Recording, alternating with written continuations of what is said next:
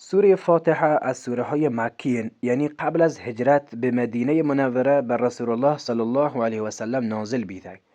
فاتحه به معنای شروع و افتتاح، یعنی ای سوره که در ابتدای قرآن نویسک بیده و با وانگ آهی هر رکت نماز انسان شروع کند. ولی باید ایه بزارن که آیات ای سوره اولی آیات نند که بر پیامبر صلی الله علیه و سلم نازل کنن بیدگن، بلکه اولین آیاتی که بر رسول الله صلی الله علیه و سلم نازل بیده آیات اولیه سوره علق، اقرأ باسم ربک الذی خلق، خلق الانسان من علق. ولی برخی از علما بر این باورن که اولین سوره که به صورت کامل و یکجا بر رسول الله صلی الله علیه و سلم نازل بیده سوره فاتحه، اما الحمد.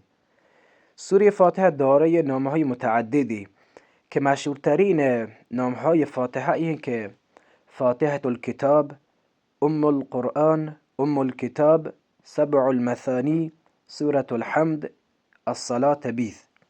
سوره فاتحه تنها سوره در قرآن که گنج نامی هستین و تنها سوره در قرآن کریم که به گفته رسول الله صلی الله علیه و سلم بدون آهی نماز صحیح نین و تنها سوره که به گفته پیامبر صلی الله علیه و سلم هر کسی بعد از پایان در نماز آمین بگشید، یعنی زمانی که سوره تمام بی آمین بگشید و آمین آهی با آمین فرشتان برابری بکن، تمام گناهان گذشته آهی بخشیده بیان.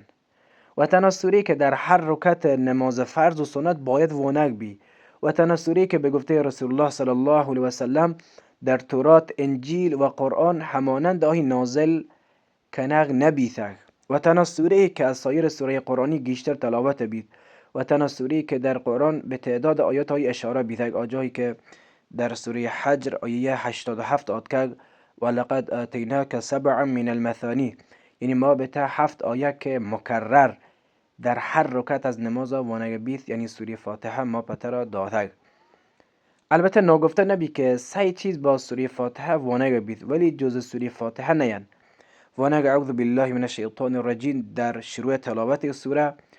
2. وانگ بسم الله الرحمن الرحیم بعد از وانگ اعوذ بالله من الشیطان الرجیم در شروع تلاوت این سوره. و سومی گشتگ آمین در پایان تلاوت این سوره.